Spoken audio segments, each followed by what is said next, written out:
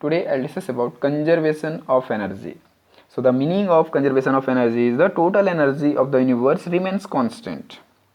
Energy can neither be created and nor destroyed. It can only be converted from one form to another form. Means energy जो है वो हमेशा save होता है, energy कभी ख़त्म नहीं होती. सो इसलिए इसको बोलते हैं law of conservation of energy. Conservation means constant, save. Okay तो यहाँ पे एनर्जी हमारा जो है ना वो ना ही ख़त्म हो रही है, ना ही मतलब नहीं हम उसको क्रिएट कर सकते हैं, ना ही एनर्जी को हम बना सकते हैं, ना ही उसको डिस्ट्रॉय कर सकते हैं. एनर्जी को बना पा रहे हैं, बना सकते हैं, नहीं ख़त्म कर सकते हैं. ये सिर्फ और सिर्फ हम लोग एक सिस्टम से दूसरे सिस्टम में ट्रांसफ़र कर सकते हैं, एक फॉर्म से दूसरे फॉर्म में ट्रांसफ़र कर सकते हैं. So this statement is the law of conservation of energy. So once again I am telling you a statement: the total energy of universe remains constant. So we can say energy can neither be created nor destroyed. It can only be converted from one form to another form. This is the law of conservation of energy. So now the conversion of one form of energy into another is known as energy transformation. जो एक form से दूसरे form में transfer होता है उसको हम लोग बोलते हैं energy transformation. Okay so you are familiar, already familiar with various form of energy. Let us now study some example of energy transformation. हम लोग कुछ एग्जांपल से इसको समझने की कोशिश करेंगे.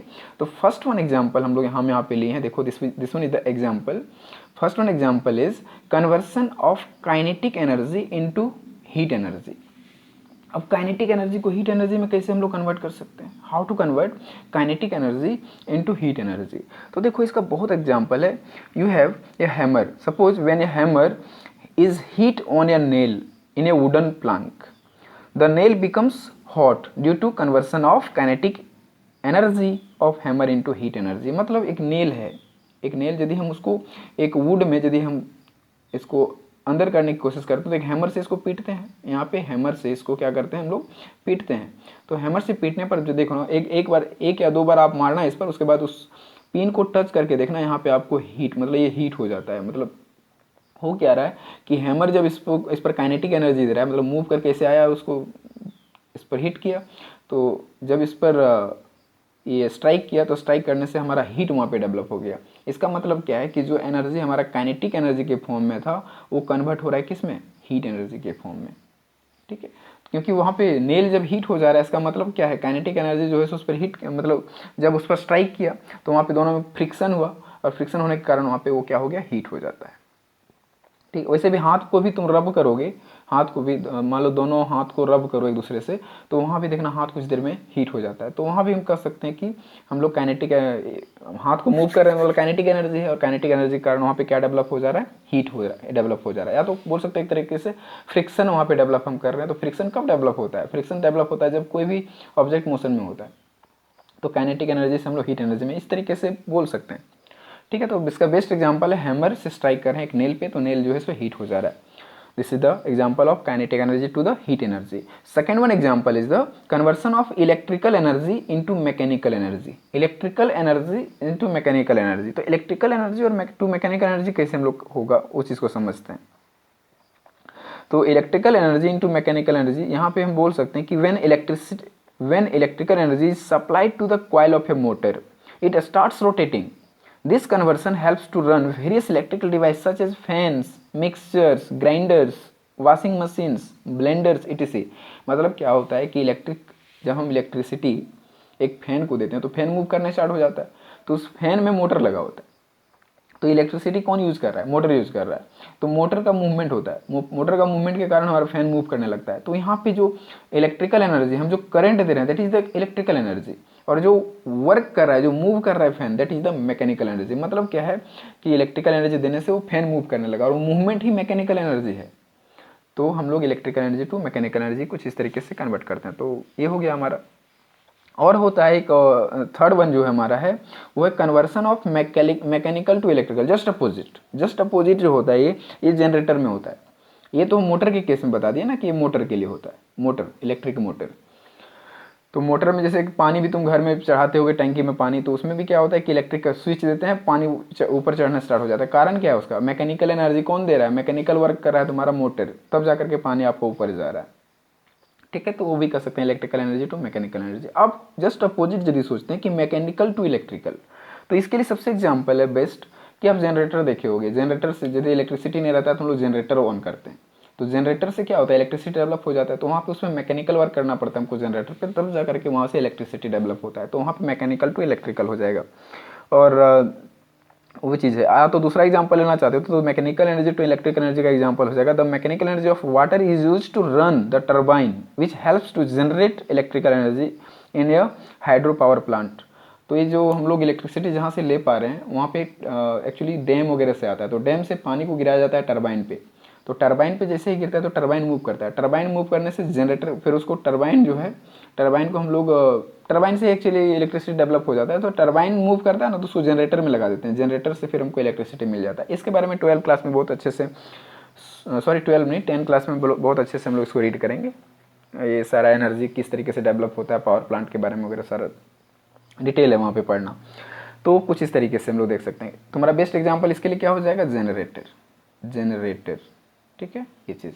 नेक्स्ट वन हमारा 4th नंबर, ये है conversion of chemical energy into electrical energy, conversion of chemical energy into electrical energy. तो इसका सिंपल सा है, इलेक्ट्रोकेमिकल सेल, बैटरी तुम्हारा जो हो गया, जो घर में बैटरी यूज करते हो, तो बैटरी में क्या होता है, केमिकल एनर्जी, उसे टॉर्च जला रहे हो, तो टॉर्च जला रहे हो उसका कारण क्या है, वहाँ पे इलेक्ट्रिसिटी डेवलप हो रहा है तभी तो उसमें टॉर्च जल पा रहा है, तो आपका बैटरी का एनर्जी जो है सो बल्ब ग्लो करने में तुम्हारा यूज हो रहा है, तो वहाँ पे तुम्हारा जो करंट सप्लाई कर रहा है उस बल्ब के लिए वो है तुम्हारा इलेक्ट्रिकल एनर्जी, ठीक है। तो cell chemical energy into electrical energy इस तरीके से कन्वर्ट होता है। तो बैटरी टू जैसे छोड़ो उसको भी नहीं, तो आपके घर में ये होगा इन्वर्टर, तो इन्वर्टर में जो बैटरी यूज होता है that one is the chemical energy, और तुम्हारा जो बैटरी से तुमको जैसे लाइट नहीं रहता है तो उससे आप इलेक्ट्रिसिटी देखते हो ना कि फैन चल जाता है, टीवी चल जाता है, जो भी है, तो वो इलेक्ट्रिकल एनर्जी में हो गया तुम्हारा। तो बैटरी से तुमको मिल जा रहा है इलेक्ट्रिकल एनर्जी, तो एग्जांपल हो गया बेस्ट, बैटरी, इन्वर्टर, कुछ भी बोल सकते हो यहाँ पे।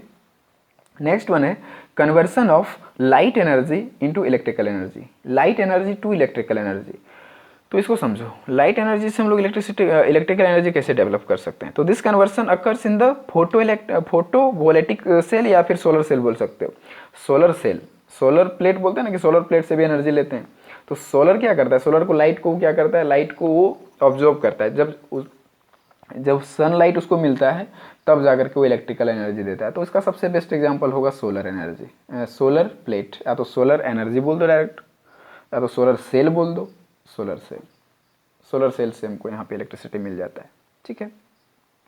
और भी बहुत सारे एग्जांपल है, इसका बहुत सारे एग्जांपल, जैसे conversion of electrical energy into heat energy, तो इसको कैसे करेंगे, इलेक्ट्रिकल टू हीट, तो इलेक्ट्रिकल एनर्जी जैसे आयरन हो गया तुम्हारा, आयरन वगैरह, तो वो तो तुमको किससे मिल जाएगा, यहाँ पे बोल सकते हो एक तरीके से, इस तरीके से electrical energy to the heat energy, तो ये किससे मिल रहा है हमको, आयरन से मिल जाएगा, है ना, गीजर से मिल जाएगा, इमर्सन रॉड से मिल जाएगा, सोल्डरिंग आयरन etc, ये सब से हमको हीट डेवलप, मतलब इलेक्ट्रिक करंट देते हैं तो हमको हीटर में देखते हैं ना हीट मिल जाता है, हीट एनर्जी तो मिल ही रहा है, आयरन से मिल जाए, गीजर से मिल जा रहा है ना, इस तरीके से बहुत तरह का, बहुत सारा चीज़ है एग्जाम्पल के लिए।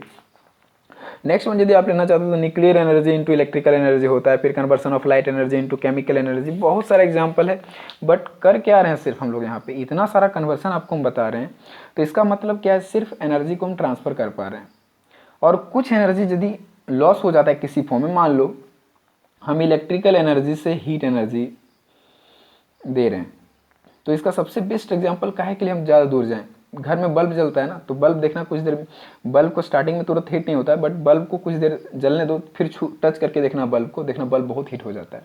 इसका मतलब क्या है तुम्हारा कि इलेक्ट्रिकल एनर्जी दो फॉर्म में हमको एनर्जी दे रहा है, एक लाइट एनर्जी के फॉर्म में दे रहा है और दूसरा हीट एनर्जी के फॉर्म में दे रहा है, तो दोनों फॉर्म में वहाँ पे हमको एनर्जी मिल जाता है। तो एक एनर्जी बहुत तरीके का फॉर्म मिल सकता है, कोई ज़रूरी नहीं कि सिर्फ इससे इसमें जाएगा, एक एनर्जी से 2-3-4 तरह का एनर्जी हमको मिल जाता है, ठीक है। जैसे हम बोल रहे हैं, आप सुन पा रहे हो, तो इसका कारण क्या है, यहाँ पे साउंड एनर्जी डेवलप हो रहा है, साउंड एनर्जी, ठीक है।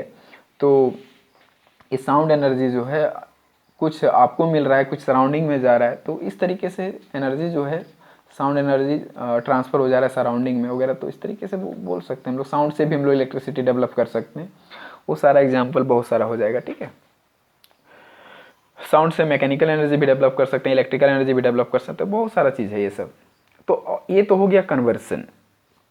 अब हम लोग इस law of conservation of energy को समझने की कोशिश करेंगे बाय पेंडुलम, या तो हाँ पेंडुलम से समझने की कोशिश करेंगे पेंडुलम में किस तरीके से एनर्जी कंजर्व होता है। यदि एनर्जी कंजर्वेशन है तो पेंडुलम से हम लोग समझने की इसको कोशिश करेंगे। तो यहाँ पे हेडिंग डालेंगे for pendulum oscillation of a simple pendulum. Heading होगा हमारा oscillation of a simple pendulum. Simple pendulum, इसको समझो। हम एक पेंडुलम सबसे पहले यहाँ पे बना देते हैं आपको कुछ इस तरीके से। दिस इज द थ्रेड, ये होल्ड करने वाला हो गया सीलिंग, ये हमारा हो गया ये थ्रेड, और ये हो गया तुम्हारा बॉब। एक बॉब ले लिए, इसमें कुछ लटका दिए, ठीक है, इसको बॉब बोला जाता है। इसको यहाँ पे लटका दिए। तो अभी स्टार्टिंग में रेस्ट में है ये, ठीक है। इसको मोशन में लाने के लिए या तो हम इस पे एक्सटर्नल फोर्स यहीं पे लगा दें तब ये भी मूव कर जाएगा ये, या फिर इसको कुछ ऊपर ले जाते हैं। तो कुछ ऊपर तुम ले जाओगे इसको, तो ऐसे कुछ ले जाओगे ना, ये देखो डॉटेड लाइन से इस तरीके से कर देते हैं समझने के लिए। ये देखो ऐसे तुम यदि इस ऑब्जेक्ट को यहाँ पे ले आते हो इस पॉइंट पे, इसे हाथ से होल्ड किए, मस्कुलर एनर्जी लगाए इसको, और इसको पकड़ के यहाँ तक ले आए। तो यहाँ तक ले आए तो इसका बेस कौन सा है, मेन तो बेस यही वाला है ना, ये बेस है, ये बेस। तो यहाँ से कितना हाइट तक ऊपर ले गए इसको, हम एच हाइट तक ऊपर ले गए। उसी तरीके से हम यदि इस साइड भी ले जाएंगे तो वही कंडीशन इधर भी फंडा होगा। इधर भी क्या हमारा हाइट जो होगा एच हाइट से, मतलब एच हाइट तक ऊपर ले गए दोनों तरफ पेंडुलम में, ठीक है। तो यहाँ पे इसका कंडीशन क्या है, ये थ्रेड को भी देखना पड़ेगा। थ्रेड हम यहाँ पे डालना भूल जा रहे हैं। ये देखो डॉटेड लाइन से आप थ्रेड भी दिखा सकते हो, या तो डायरेक्ट ऐसे भी दिखा सकते हो, नो प्रॉब्लम। ये चीज़ थ्रेड से मतलब इसको ऊपर उठाए फिर इसको छोड़ देंगे यदि यहाँ से, तो देखो इसमें यदि मस्कुलर एनर्जी लगा करके इसको यहाँ तक लाए तो इसमें क्या डेवलप हुआ, हाइट अटेंड किया, या फिर रेस्ट में है तो इसमें क्या डेवलप हो गया, potential energy. Potential energy height है तो यहाँ पे 100% इसको क्या मिलेगा, mgh। पोटेंशियल एनर्जी इसको mgh यहाँ पे इसके पास है। बट इस पॉइंट पे काइनेटिक एनर्जी क्या है, जीरो है। इस पॉइंट पे काइनेटिक एनर्जी जो है वो जीरो है। रेस्ट में है तो kinetic energy will be zero, because half M B square, तो काइनेटिक एनर्जी हमको क्या मिलेगा, उस पॉइंट पे जीरो मिलेगा। तो ये चीज़ है। अब इसको जैसे हम यहाँ से छोड़ेंगे तो एक्चुअल में क्या देख रहे हो यहाँ पे, हमारा मैकेनिकल एनर्जी, सबसे पहले ये चीज़ समझ लेना, मैकेनिकल एनर्जी जो होता है वो उसका मतलब होता है टोटल एनर्जी, ठीक है। इसको हम लोग टोटल एनर्जी जो है इसको हम बोल सकते हैं एक तरीके से मैकेनिकल एनर्जी, और ये होता है kinetic energy plus potential energy. Mechanical energy is equals to kinetic energy plus potential energy, ठीक है। तो यहाँ पे कंडीशन ये है कि हमारा यहाँ पे हो क्या रहा है, इसको समझना कि यहाँ से मतलब मान लो कि ऑब्जेक्ट को हम छोड़ रहे हैं, कुछ हाइट से इसको ऑब्जेक्ट को छोड़ रहे हैं, तो ये मूव करेगा इस जगह पे आएगा, तो यहाँ रुकेगा नहीं, फिर आगे जा करके यहाँ तक आएगा, और फिर यहाँ पे रुकेगा आकर के, मतलब यहाँ पे इसका फिर पोटेंशियल एनर्जी कुछ आ जाएगा। तो हो क्या रहा है, यहाँ पे हो रहा है ये चीज़, यहाँ पे काइनेटिक एनर्जी हमारा क्या होगा, जीरो, ठीक है। इस जगह पे यदि मैं यहाँ से बात करूँ यहाँ तक, यहाँ पे तो यहाँ तो ऑब्जेक्ट मोशन में है ना, इस जगह पे तो रेस्ट में नहीं है, तो यहाँ पे हमारा पोटेंशियल एनर्जी जीरो होगा, और काइनेटिक एनर्जी जो है सो हाफ एम वी स्क्वायर होगा। यदि ये भी वेलोसिटी से मूव कर रहा है तो हाफ एम वी स्क्वायर होगा। तो यहाँ पे फंडा ये है कि सबसे पहले इसके पास पोटेंशियल था तो काइनेटिक नहीं था, जब पोटेंशियल है तो काइनेटिक नहीं है, और जब यहाँ पे काइनेटिक है तो पोटेंशियल नहीं है, फिर यहाँ पे देखो पोटेंशियल है तो काइनेटिक नहीं है। इसका मतलब क्या है कि पोटेंशियल एनर्जी ही काइनेटिक एनर्जी में कन्वर्ट हो रहा है, potential energy converted to the kinetic energy. तो यहाँ भी कन्वर्सन को दिखा रहा है आपको, एनर्जी लॉस इसका नहीं हो रहा, एनर्जी लॉस नहीं हो रहा। यदि मैं यहाँ पे एयर रेसिस्टेंस को नेग्लेक्ट कर दूँ, एयर रेसिस्टेंस नेग्लेक्ट कर दूं, यदि हम वैक्यूम बोल दूं, तो यहाँ से छोड़ेंगे तो हमेशा इस तरीके से मूव करता रहेगा, जिस तरीके से घड़ी में मूव करता रहता है इस तरीके से, तो उस तरीके से ये मूव करता रहेगा। बट यहाँ पे एयर रेसिस्टेंस इसके कारण कुछ देर में रुक जाएगा। तो एयर रेसिस्टेंस को मैं यदि नेग्लेक्ट कर दूं, इसको वैक्यूम, यहाँ पे इसको वैक्यूम में डाल दूं, तो ये जो है सो यदि यहाँ से छोड़ेंगे तो हमेशा इस तरीके से इतना हाइट को अटेंड करते रहेगा, ये मूव करते रहेगा। इसका मतलब क्या है कि पोटेंशियल टू काइनेटिक होते रहेगा ये। तो ये मैक्सिमम पोटेंशियल एनर्जी यहाँ पे है, फिर जैसे इसको छोड़ेंगे इसका पोटेंशियल एनर्जी देखो, यहाँ से जैसे छोड़ेंगे इसका हाइट धीरे धीरे डिक्रीज होगा, तो हाइट डिक्रीज होगा तो क्या कम होगा, इसका पोटेंशियल एनर्जी कम होगा, तो पोटेंशियल एनर्जी कम होगा और काइनेटिक एनर्जी इसका बढ़ेगा। इस पॉइंट पर जैसे ही आएगा इसका काइनेटिक एनर्जी क्या हो जाएगा, बढ़ जाएगा, मैक्सिमम हो जाएगा। यहाँ पे हमारा काइनेटिक एनर्जी मैक्सिमम होगा। ये यहाँ से पोटेंशियल एनर्जी घटते घटते घटते यहाँ से यहाँ तक आया, इसका इस पॉइंट पे मैक्सिमम पोटेंशियल काइनेटिक एनर्जी है, पोटेंशियल एनर्जी जीरो, क्योंकि हमारा पोटेंशियल एनर्जी कन्वर्ट हो रहा है काइनेटिक एनर्जी में, तो ये मैक्सिमम काइनेटिक एनर्जी इस पॉइंट पे मिलेगा। फिर यहाँ से काइनेटिक एनर्जी का लॉस होना स्टार्ट हो जाएगा, ऊपर की तरफ जाएगा तो काइनेटिक एनर्जी का लॉस होना स्टार्ट होगा, तो काइनेटिक एनर्जी कम हो रहा है, कम हो रहा है, कम हो रहा है, कम हो रहा है, और फाइनली हमको क्या मिला, इस पॉइंट पे पोटेंशियल एनर्जी मैक्सिमम हो गया, काइनेटिक एनर्जी जीरो हो गया। मतलब यहाँ पे पूरा है kinetic energy to the potential energy, kinetic energy से पोटेंशियल एनर्जी में कन्वर्सन हो रहा है, इसीलिए यहाँ पे हम कह सकते हैं कि सिर्फ एनर्जी कन्वर्ट हो रहा है one form to another form. So यहाँ पे एनर्जी क्या है, कंजर्व्ड है। So energy is conserved in this pendulum, pendulum के केस में भी एनर्जी हमारा क्या है, यहाँ पे कंजर्व्ड है। तो ये फंडा हो गया। नेक्स्ट वन एक और हम यहाँ पे फ्री फॉल से रिलेटेड समझाते हैं आपको। फ्री फॉल में देखो क्या कंडीशन होता है, फ्री फॉल में भी आपको कंजर्वेशन ऑफ एनर्जी समझाने की कोशिश करता हूँ मैं। फ्री फॉल, फ्री फॉल मतलब एक ऑब्जेक्ट को किसी हाइट से आपको नीचे गिराना है। तो मान लो एक ऑब्जेक्ट है यहाँ पे, दिस वन, तो ये ऑब्जेक्ट फ्री फॉल यहाँ से नीचे की तरफ आ रहा है, तो इसको मान लो एक पॉइंट हम लोग कंसिडर कर लेते हैं कि यहाँ पे है, एक पॉइंट यहाँ पे कंसिडर कर लेते हैं, डॉटेड लाइन से कंसिडर कर रहे हैं, ये हमारा सरफेस है, this one is the surface of earth. Object यहाँ से गिर रहा है नीचे की तरफ, ऊपर से, ठीक है, जिसका हाइट जो है यहाँ से यहाँ तक का हाइट जो है वो मान लो एच हाइट है, पूरा एच हाइट है। तो 100% यदि मैं बोलूँ कि यहाँ पे हम बोलूँ कि ये ऑब्जेक्ट यहाँ पे ए है पॉइंट, ये बी पॉइंट है, ये सी पॉइंट है, टोटल 3 लोकेशंस हमारे पास यहाँ पे है। तो स्टार्टिंग में इसका हाइट कितना है, एच है। अब मैं बात करूँ कि यहाँ से ये ऑब्जेक्ट यहाँ तक आ गया, तो ये इसका हाइट तो पता नहीं, तो यहाँ पे मान लो इसका हाइट क्या है, इसका हाइट मान लेते हैं हम लोग एक्स है, इसका हाइट एक्स है, ठीक है। तो यदि सॉरी इसका हाइट नहीं, इसका हाइट एक्स है, यहाँ से एक्स इसका रिड्यूस हो गया, यहाँ से यहाँ तक एक्स डिस्टेंस कवर किया, तो 100% ए एक्स यदि यहाँ तक आ गया तो एच में एक्स को माइनस कर देंगे तो पता चल जाएगा इसका हाइट, तो ये हाइट कितना हो गया, एच माइनस एक्स, ठीक है। तो ये हाइट पता चल गया। अब हम लोग को एनर्जी देखना है, तो स्टार्टिंग में इस पॉइंट पे देखें तो यहाँ पे ऑब्जेक्ट इनिशियली रेस्ट में है, तो रेस्ट में है तो इस जगह पे हमको पोटेंशियल देखो, 4 पॉइंट ए के लिए मैं बात कर रहा हूँ, तो यहाँ पे देखूँ मैं पोटेंशियल एनर्जी, तो पोटेंशियल एनर्जी हमको मिल रहा है mgh, इतना के बराबर, क्योंकि हाइट h है इस जगह पे देख सकते हो, और इस ऑब्जेक्ट का मास m है, तो mgh, और टुवर्ड्स द ग्रेविटी तो पॉजिटिव g होगा, तो mgh आया, ठीक है। और काइनेटिक एनर्जी उस जगह पे बात करूँ तो हाफ mv² होता है इसका फॉर्मूला, बट यहाँ पे काइनेटिक एनर्जी हमको क्या मिलेगा, zero, because there is no velocity, या फिर रेस्ट में है तो वेलोसिटी ही नहीं है, जब वेलोसिटी नहीं है तो काइनेटिक एनर्जी क्या मिलेगा, जीरो मिलेगा। तो ये पॉइंट मिला। तो टोटल मैकेनिकल एनर्जी इस जगह पे हमको क्या मिलेगा, mechanical energy is equal to kinetic energy plus potential energy. So this one kinetic energy is equal to zero और potential is equal to mgh, मतलब आपको मैकेनिकल एनर्जी क्या मिला, mgh के बराबर, ये चीज है। 4.8 यदि बी में भी यही मिलता है, इसका मतलब क्या, एनर्जी कंजर्व है। तो देखते हैं बी में क्या होता है, तो 4 पॉइंट बी हम यहाँ पे आपको राइट साइड में बताने की कोशिश करेंगे। 4 पॉइंट बी पॉइंट पे देखो क्या होता है, ये ऑब्जेक्ट यहाँ से यहाँ तक मूव कर गया, तो यहाँ से यहाँ तक मूव किया, तो मूव कर ही रहा है अभी, लेकिन हम यहाँ पे समझने के लिए इस पॉइंट को कंसिडर कर रहे हैं, ये ऑब्जेक्ट मूव कर रहा है, अब यहाँ से छोड़ देंगे तो गिरेगा ही ना, तो यहाँ पे मूवमेंट है इसका। तो इस पॉइंट पे मैं रोक 1 मिनट के लिए सोचूं कि इस पॉइंट पे पोटेंशियल एनर्जी कितना होना चाहिए और काइनेटिक एनर्जी कितना होना चाहिए, क्योंकि इस पॉइंट पे दोनों होने वाला है, क्योंकि यहाँ से पोटेंशियल एनर्जी इसका घट रहा है, तो कुछ घट के यहाँ पे पोटेंशियल एनर्जी फिर भी रहेगा, और काइनेटिक एनर्जी भी इसके पास है इस पॉइंट पे, क्योंकि हाइट भी तो इसका h माइनस एक्स इसका हाइट यहाँ पे बच रहा है, तो यहाँ पे पोटेंशियल है और काइनेटिक भी है, तो दोनों कैलकुलेट कर लेते हैं। तो kinetic energy first of all half m है ना, हाफ m, और इसका जो है सो वेलोसिटी मान लो v है, तो v square, half mv² kinetic energy, और पोटेंशियल एनर्जी जो होगा वो होगा mg, और आप देख सकते हो h माइनस एक्स इसका हाइट है, तो h की जगह पे क्या लिख देंगे, h minus x, mgh h minus x, ठीक है। मतलब इसका आ जाएगा, रहने दो इतना ही, mg h माइनस एक्स, ये चीज़ आया।